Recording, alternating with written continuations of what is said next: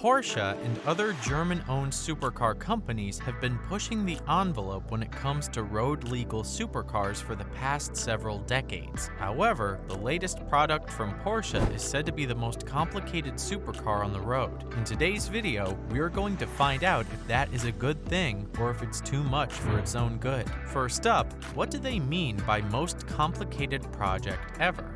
When you hear that a project is complicated, it would not be a ridiculous response to assume that means that the project is too ambitious for its own good. However, Porsche is setting out to redefine the word and ensure that their latest project will not only be complicated, but ingenious when it hits the roads. The newest car on the assembly line is called the 911 GT3. Of course, the 911 is the mainline vehicle in the Porsche lineup, so this new project will be a new addition to the long line of amazing supercars that have made this company the famous car maker that it is. But this car is meant to expand the car maker to a whole new level, extend their latest product past the bounds of their reputation, and make something that will shake up the car world in an extreme way. Porsche GT Boss Andreas Pruninger had lots to say when it came to this new vehicle, including highlighting some of its more complicated functions. This vehicle is meant to be much faster. However, the modifications made to the engine don't make it illegal to use on the street, and that is because the gained speed mostly comes from other portions of the vehicle. According to Pruninger, he thought the newest 911 GT could improve in many facets. From the mechanical side, we thought we could be a little better,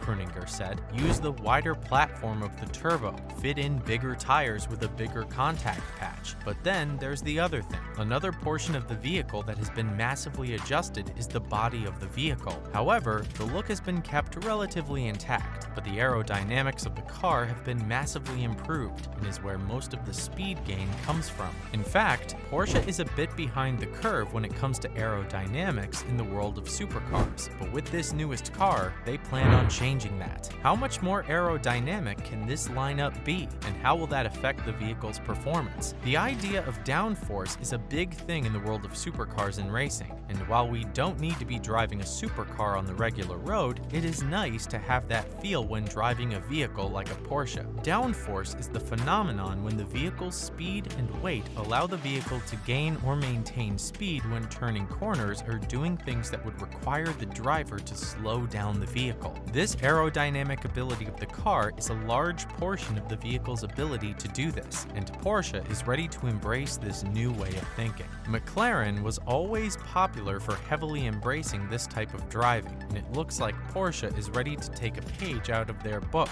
You need the downforce in the fast corners, Pruninger said in an interview with Top Gear, and I always wanted to do something active aerodynamically. The McLaren Senna had it, and I loved it, and said, we have to do this, but do it better. Pruninger laughed when he acknowledged the fact that he just threw shade at himself. Sorry for that. This marks the first time in the GT lineup in which proper aerodynamic elements are taking the forefront of the vehicle's design. But not only will they feature aerodynamic elements, but the driver will also be allowed to adjust them to their liking and their current driving need. The 911 GT3 RS will feature adjustable wing elements on the front and rear wing, which will generate more downforce than any other Porsche ever created. What is really fantastic about this feature is that it can be manually adjusted, but on top of that, the wing can be adjusted by the vehicle's onboard computer system, which will adjust the wings according to the driver's speed and turn, therefore always allowing for the driver to have the appropriate amount of downforce that the driver needs in the moment. So not only does the vehicle have the aerodynamic capability of any other supercar, but it has reactive aerodynamic capabilities, which is unlike any other car on the market. But if the driver just wants to have a normal driver on the block, they can choose to turn the feature off entirely with the simple click of a button.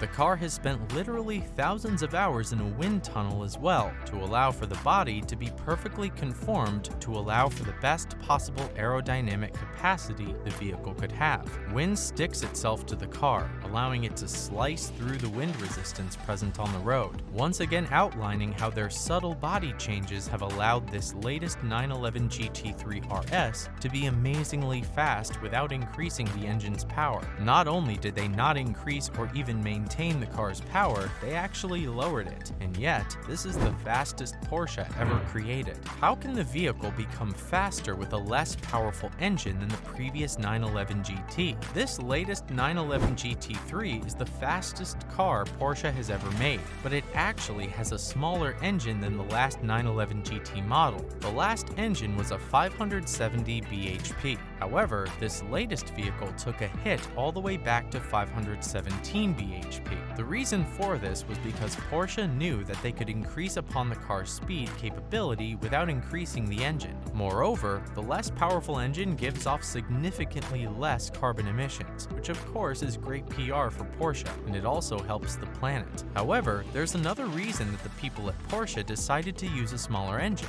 With a bigger engine comes more speed and more power, which on the outside sounds like a great thing for a supercar of this caliber. But with more speed and more power comes more safety precautions, such as larger brakes and bigger brake pads. What those do is increase the weight of the vehicle, which of course in the long run would actually slow the vehicle down. The smaller engine allows for the car to not need the larger brakes and larger brake pads, which helps keep the speed at its highest possible output. This vehicle with the smaller engine, when compared to other supercars, is no slouch in the speed department. According to Pruninger, this latest 911 GT3 RS has a top speed of 184 miles per hour and can go from 0 to 63 miles per hour in 3.2 seconds. Not too shabby, right? It is very impressive how fast this car can go, all with a smaller engine than their past 911 GT models. The aerodynamic design and the design decisions made by Porsche make this vehicle lighter. Like the lighter brakes and the fully carbon fiber doors allow for the vehicle to make an insane amount of speed with a smaller engine. But this is still not the most complicated part of the incredibly unique design. The suspension is the peak of this complicated project. The 911 GT3 RS has an impressive aerodynamic design and an incredibly economical engine. However, the vehicle's suspension is what gives this project the label of complicated. The axles on the vehicle, both the front and the back, can actually be adjusted in terms of rebound and compression, meaning that the driver can manually change the amount of bounce and control of their vehicle. All the driver needs to do is push a button, and the screen will show the driver what they have changed and to what degree. The car can be customized in any way the driver wants it to be, which is truly mind-blowing. The rear differential in its entirety can also be adjusted by the driver, which is one of a kind amongst supercars.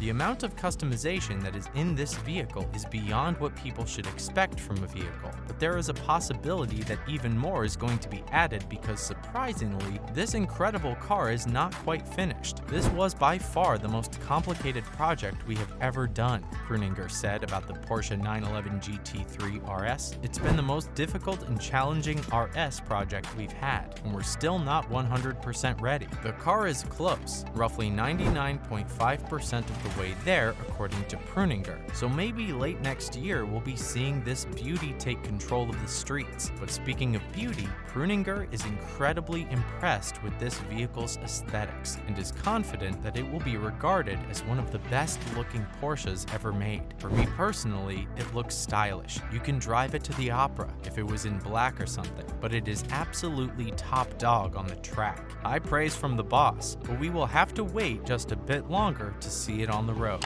That's all we have for you guys today on the channel. Thank you all so much for tuning in. We hope you enjoyed the content, and we'll see you all in the next video.